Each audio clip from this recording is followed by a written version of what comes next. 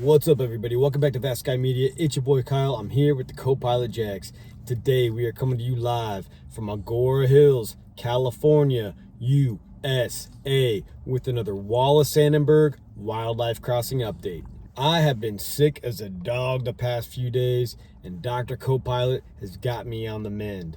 The rain is gone, so we wanted to see what exactly is the work site looking like after over 5 inches of rain in this neck of the woods. The parameters for getting this crossing over the service road, Agora Hills Road, is from November until January 2026. Weather permitting, I think it might extend a little bit further beyond that, as we've seen with other stages of this project. On that note, it is chicken apple time for the co-pilot. It's a windy one, buddy, but I know you love yourself a good crossing. Oh, there you go.